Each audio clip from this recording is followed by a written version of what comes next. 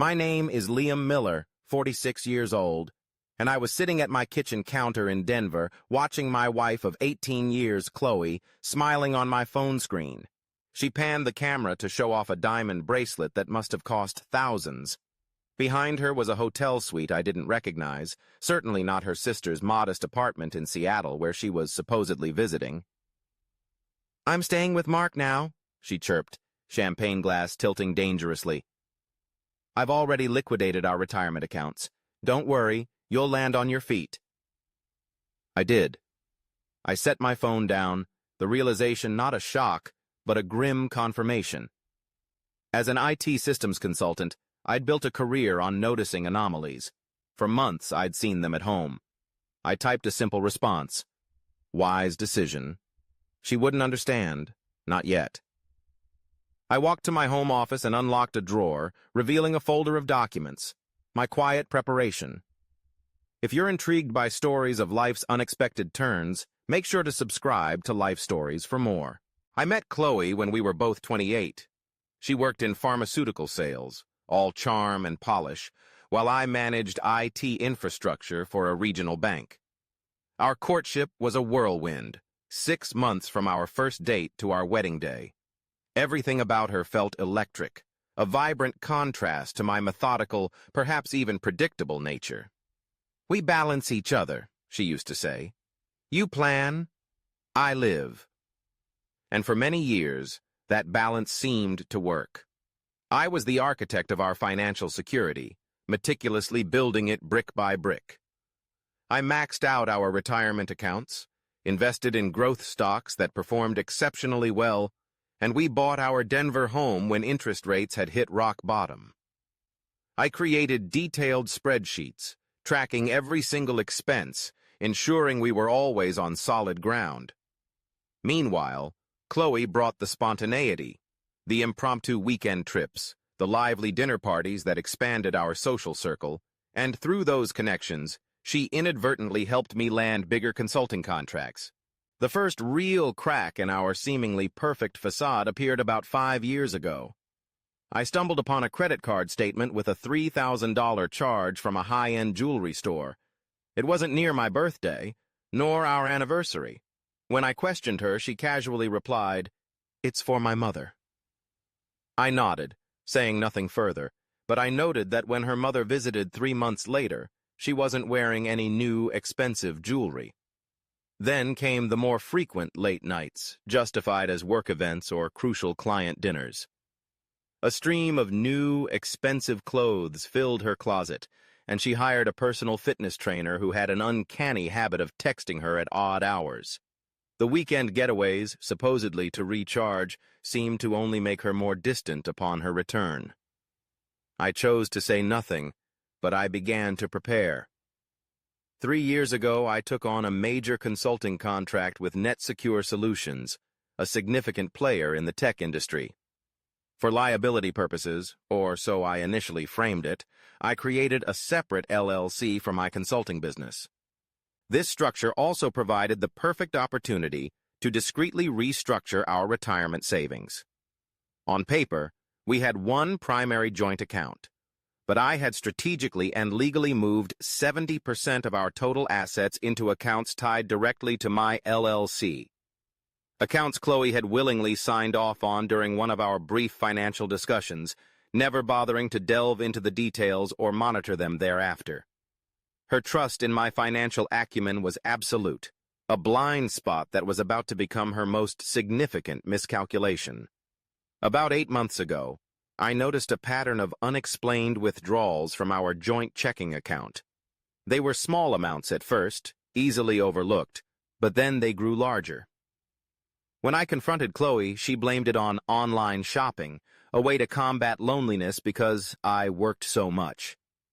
Then, just last month, she started asking very specific questions about our retirement funds, how much we had accumulated, how accessible the money was, and whether I'd recently updated the beneficiaries. "Just thinking about the future," she'd said with an innocent smile, all while scrolling through her phone, a secretive smile playing on her lips. The diamond tennis bracelet I'd never bought her glinted on her wrist. The pieces were all there, I just hadn't wanted to see the complete picture. So, I moved more assets, secured more paperwork, and waited for what I instinctively knew was coming. After watching Chloe's video message a second time, a strange sense of calm settled over me. 18 years, reduced to a 40-second clip, and a woman I no longer truly recognized.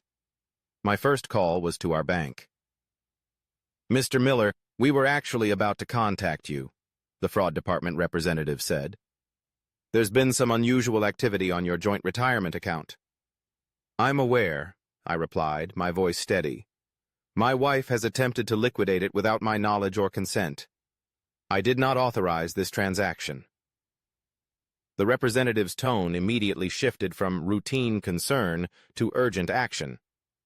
"In that case, sir, we need to file a fraud report immediately. I can place a freeze on the account while we investigate." "Please do," I instructed. By the time I hung up, I had set in motion the formal end of my marriage. The betrayal itself had happened long before. This was merely my response to it. I pulled up the document I'd prepared months ago, a document I had hoped never to use. Divorce, filing papers, partially completed, waiting for the very details I now possessed in abundance.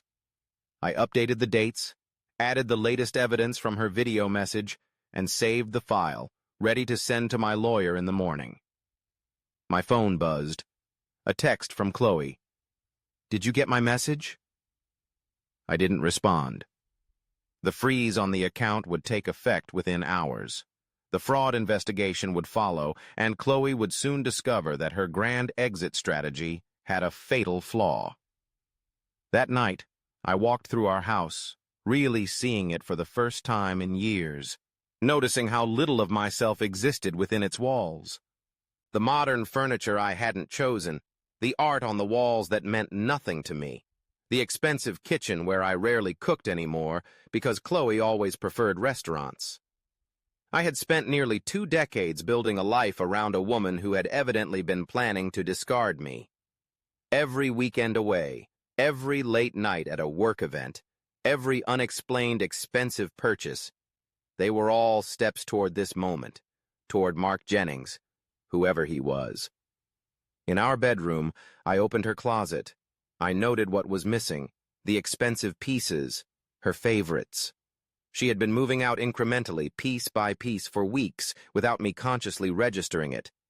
Or perhaps I had noticed on some subconscious level, but had chosen not to see. I slept in the guest room that night, on sheets that didn't carry the scent of her perfume. When I woke up, I felt lighter than I had in years. Over a cup of coffee, I emailed the divorce filing to my lawyer, David Vance, with a request for urgency. Then I called Ben Carter, a forensic accountant I'd worked with on a complex case of corporate fraud 2 years earlier. "Ben, it's Liam Miller. I need to trace some financial activity," I told him, "and I need it documented meticulously for court." I didn't feel anger anymore, not even the sting of hurt, just a profound clarity. Chloe had made her choice. Now I would make mine.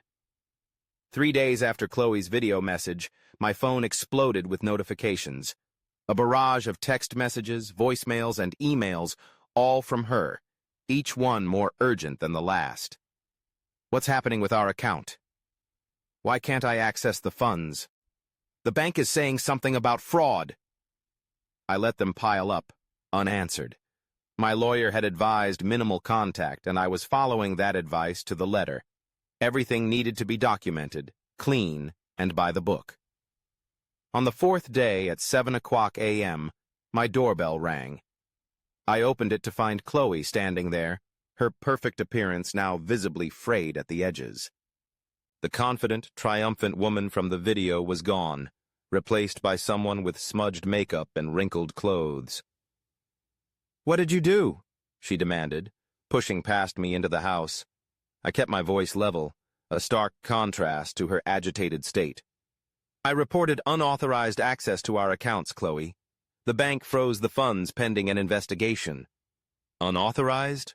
She laughed, but the sound was hollow, brittle. "I'm your wife. I have every right to that money." The account required dual authorization for withdrawals over $10,000, I reminded her calmly. You forged my signature on the withdrawal paperwork. That, Chloe, is fraud.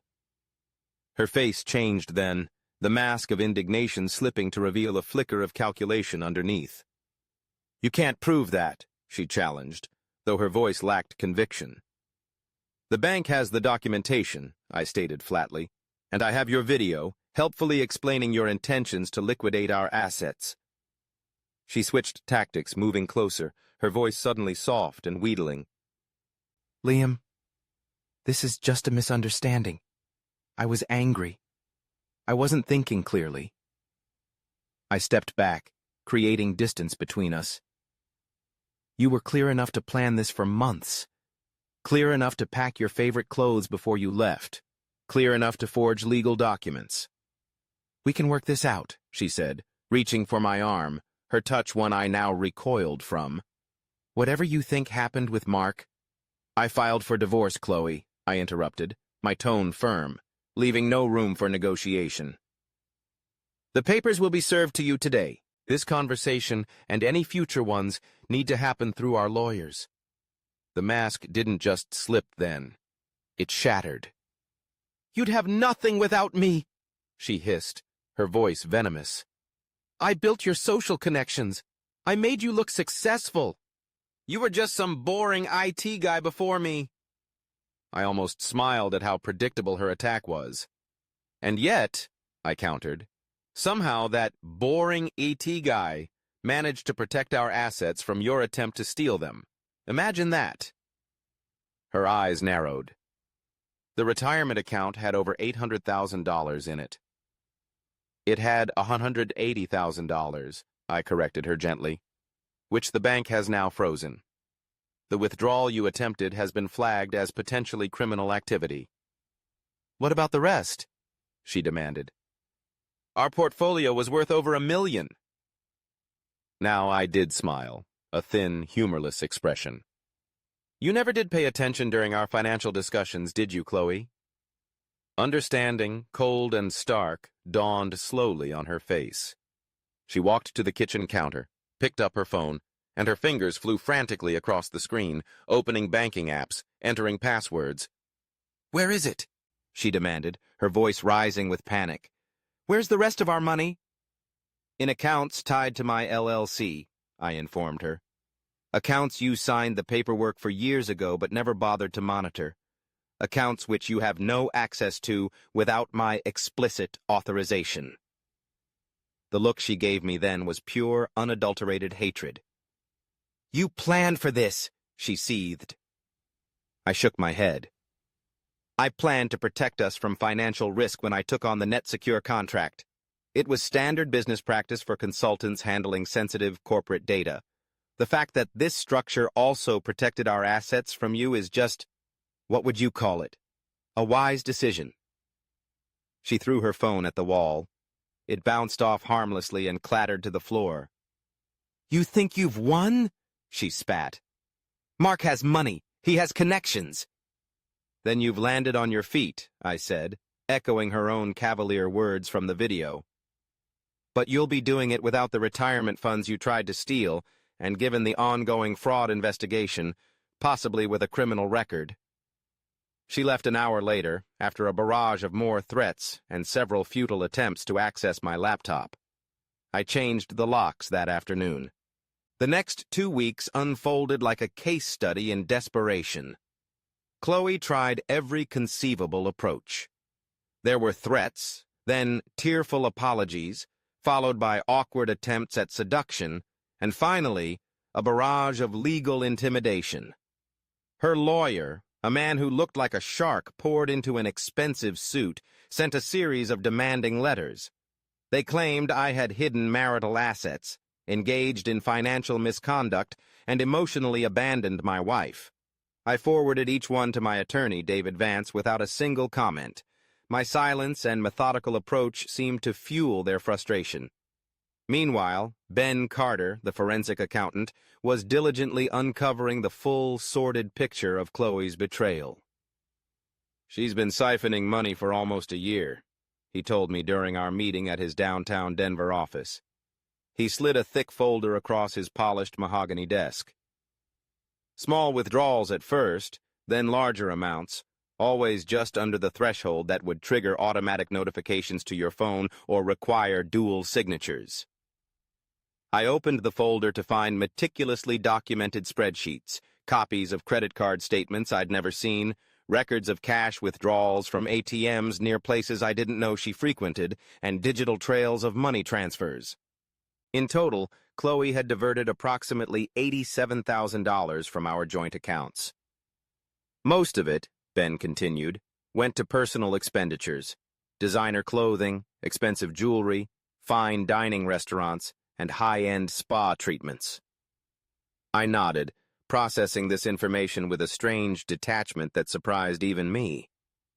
The emotional sting was less than I'd anticipated. It was being replaced by a cold, analytical resolve.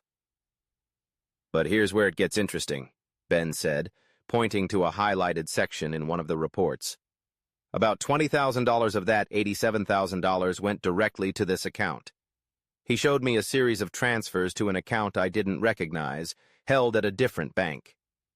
The account belongs to a Mr. Mark Jennings, 41 years old. He works as a regional manager for Soundwave Technologies. And Liam, he has a documented history of relationships with wealthy married women. I looked up from the report, the pieces clicking into place with chilling precision. You found all this how? Ben allowed himself a thin smile. I'm very good at my job, Liam. And Mr. Jennings isn't very good at covering his tracks. This isn't his first rodeo with a soon-to-be ex-wife's finances. Something cold settled in my stomach. This wasn't just a spontaneous affair. It was calculated, targeted. The timing is what you should note, Ben added, his expression serious. The transfers to Jennings began approximately 3 months after he was hired at Soundwave Technologies. That's the same company where your wife's pharmaceutical sales territory expanded last year, isn't it? I remembered Chloe's sudden excitement about the new client addition, how she'd gushed about Soundwave, an innovative audio technology company supposedly expanding into the medical device territory. I recalled how she'd suddenly needed more evening meetings and weekend conferences to cultivate this new, promising account. There's more, Ben said, turning a page. Jennings has done this before. Twice that I can document definitively. Both times with sales representatives from companies his employer, Soundwave, had recently partnered with. Both times involving significant financial transfers from marital assets to his accounts before a dramatic and messy exit from the marriage. It was all clear now. Not just an affair, but a predatory pattern, a deliberate targeting of my wife, our finances, our life. Does she know about his past? I asked, the question heavy in the air. Ben shrugged. Hard to say. She might be a willing participant in a scheme, or she might be another one of his victims, albeit one who also betrayed you. Either way, she's been actively moving your joint money to him for months. I thought about Chloe's confident, almost smug smile in that video. The new diamond bracelet, the expensive designer bags she'd accumulated, the way she'd laughed while telling me she'd emptied our retirement. She knows, I said quietly, a certainty hardening within me. Maybe not everything about his methods, but enough to be complicit. Before leaving Ben's office, the folder of evidence feeling heavy in my hand, I had one more question.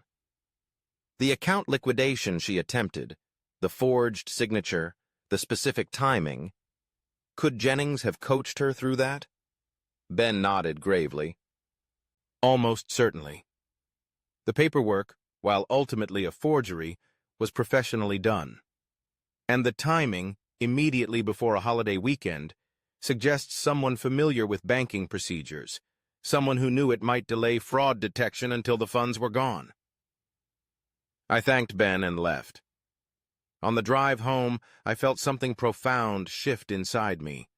This wasn't just about saving my assets anymore, or even just about the divorce.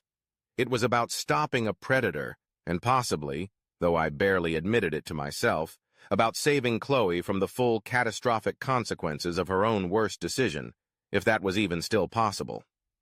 Armed with Ben Carter's comprehensive and damning evidence, I met with my lawyer, David Vance, in his downtown Denver office. The wide windows overlooked the city skyline, but I barely noticed the view as we meticulously discussed strategy.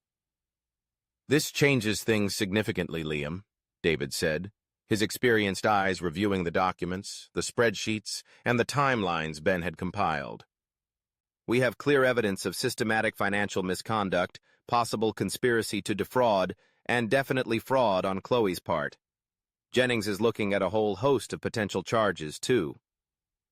I nodded, watching him absorb the numbers, the patterns, the calculated nature of the betrayal.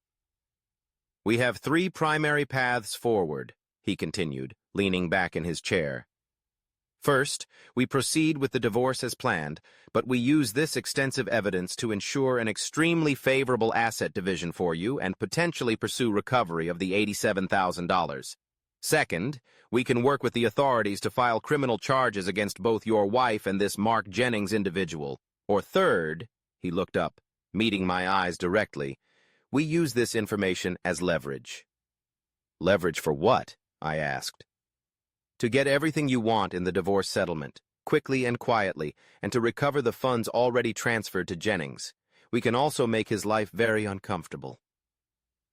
I considered this, turning the options over in my mind. The anger was still there, but it was now a cold, focused instrument. "What about Jennings's previous victims?" I asked. "The other women Ben mentioned?" David raised an eyebrow, a hint of surprise in his expression. "You're concerned about them?" "If he's done this repeatedly, he'll do it again," I stated. "The pattern matters. This isn't just about me anymore." My lawyer leaned back further, a thoughtful expression on his face. "We could potentially reach out to their attorneys, if they had legal representation. Share our information, see if they're willing to cooperate. It could build a much stronger multi-jurisdictional case against Jennings and put pressure on Soundwave Technologies as well." I made my decision then. Start with the leverage against Chloe for the divorce. Prepare for criminal charges against both of them if she doesn't cooperate fully. And yes, connect with those other attorneys. Let's expose Jennings. Within days, David's team had a coordinated approach. 2 of Mark Jennings's previous targets, when approached discreetly, agreed to share their experiences and financial records. The pattern was unmistakable, the predatory nature undeniable. Meanwhile, I implemented the next phase of my plan. I contacted the fraud department at our bank again, this time providing them with the complete documentation from Ben Carter.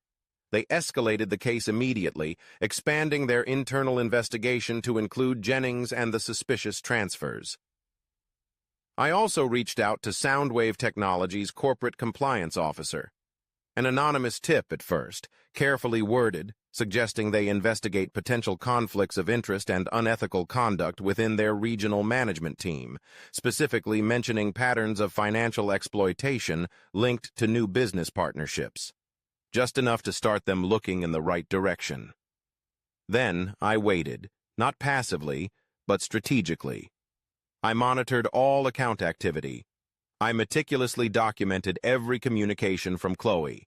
Texts, voicemails, even a bizarrely cheerful postcard from somewhere she clearly wasn't. I prepared my home, removing anything of sentimental value to me, securing all important documents off-site, and changing all digital passwords and security protocols. 7 days after my meeting with David, Chloe's tone changed abruptly.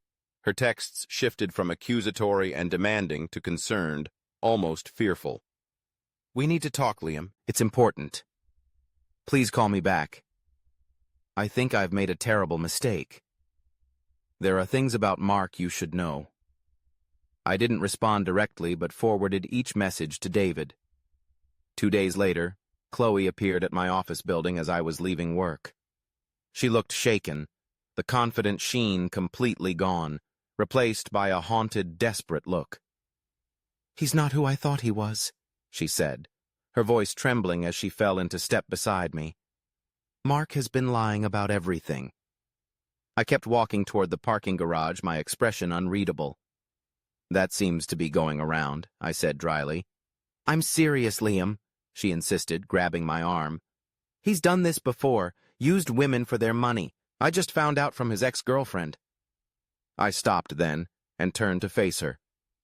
I know, Chloe. So does our lawyer. So does the bank's fraud department. And by now so does his employer's compliance team. Her face went pale, the color draining from her cheeks. You knew? I had a forensic accountant trace every single dollar you've transferred to him over the past year, Chloe. All $87,000 of them. We've connected with his previous victims. We have the complete pattern of his behavior documented. She seemed to sway slightly, her hand flying to her mouth. Liam, I didn't know the extent of it. You have to believe me. Actually, Chloe, I said, my voice devoid of sympathy, I don't have to believe anything you say anymore. That's the one benefit of all this. I turned and continued walking, leaving her standing alone in the office plaza as the autumn sun began to set. The court hearing was scheduled for 10 o'clock a.m. on a Tuesday. David had prepared me thoroughly, but nothing could have quite readied me for the sight of Chloe and Mark Jennings sitting together at the respondents' table. She looked diminished, somehow smaller. He looked annoyed, arrogant. They had arrived together, despite the mounting evidence against him, despite everything she now supposedly knew about his predatory nature. I wondered what hold he still had over her, or perhaps what desperation kept them allied. Our case was called. The judge, an older woman with sharp silver-rimmed glasses, reviewed the stack of documents before her with methodical attention. Before we proceed, she began, her voice carrying authority, I understand the plaintiff, Mr. Miller, has submitted additional evidence regarding financial misconduct. David stood. Yes, Your Honor. We have documented systematic fraud, including forged authorization documents and the illicit transfer of marital assets to a third party, Mr. Jennings, who is present. He presented the comprehensive file we had assembled. The bank statements, the forged paperwork, the damning video Chloe had sent admitting to liquidating their retirement accounts, the meticulous tracing of funds to Jennings's personal account, and then the final, powerful piece, sworn affidavits and supporting financial records from Jennings's previous targets describing the identical pattern of behavior. I watched Jennings's face as this evidence was presented. The annoyance shifted to calculation, then to barely concealed panic. When the judge directed her attention to him, he leaned over to whisper urgently to his attorney. Mr. Jennings, the judge said sharply, her gaze unwavering, this court has received substantial evidence suggesting you may have engaged in a disturbing pattern of financial exploitation. While that is not the primary matter before me in this divorce proceeding today, I am, on my own motion, referring this entire case file to the district attorney's office for potential criminal investigation into your activities. Chloe made a small, choked sound beside him, not quite a gasp, more like the air being forcibly expelled from her last remaining hope. The judge continued, her focus shifting to Chloe. Given the compelling evidence of financial misconduct and fraudulent conveyance, I am freezing all disputed marital assets pending final resolution of this divorce. And Mrs. Miller, the judge's voice was stern, you should be acutely aware that this court takes a very dim view of attempts to hide, dissipate, or improperly transfer marital property prior to an equitable division. 6 months later, I stood on the balcony of my new condo in downtown Denver, watching the sunset paint the city in hues of gold and crimson. The divorce was finalized. The financial matters, after much legal wrangling, were settled largely in my favor. The legal system, though slow, had run its course. In the end, facing overwhelming evidence and the prospect of severe penalties, Chloe had turned on Jennings, providing additional evidence that helped the district attorney build an even stronger criminal case against him. Whether her cooperation stemmed from self-preservation or a sliver of genuine remorse, I never asked, nor did I particularly care. The criminal charges against her were reduced in exchange for her full cooperation. She avoided jail time but would be making restitution payments for years to come. Last I heard, she'd moved back to her hometown in Oregon, taking a lower-level sales position with a different, much smaller company. Jennings hadn't fared as well. With 3 former victims, including Chloe, testifying against him, coupled with the irrefutable financial evidence, he was facing significant time for multiple counts of fraud and financial exploitation. I recovered most of our marital assets, not all, because some things, once broken, can't be made entirely whole again, but enough to rebuild, enough for a fresh start. My consulting business had, ironically, grown during this tumultuous time. Crisis, it seems, has a way of clarifying priorities and sharpening focus. My phone buzzed with a text message. It was from Sarah, a project manager I'd been seeing for a few weeks. She was smart, straightforward, with her own successful consulting firm and a refreshing honesty about what she wanted in life and what she didn't. We were taking things slowly, both of us carrying our own histories, our own scars. "Still on for dinner?" her message read. "Looking forward to it," I replied, a genuine smile touching my lips. I went inside to change, passing the single photograph I'd kept from my marriage. It was a picture of Chloe and me on our honeymoon, both young, both smiling, both believing in the future we thought we'd share. I didn't keep it out of sentimentality, and certainly not out of regret. I kept it as a reminder that trust, once shattered, is incredibly hard to rebuild, and that true trust should be earned continually, not given away completely or blindly. The retirement accounts were now solely in my name. The passwords were new and complex. The paperwork was clear, unequivocal. Lesson learned. Balance finally restored. Thank you for joining us on Life Stories 1 for this journey of betrayal, strategy, and ultimate justice. We hope this story resonated with you. Don't forget to subscribe to Life Stories 1 and hit the notification bell so you don't miss out on our next compelling narrative. We appreciate your support.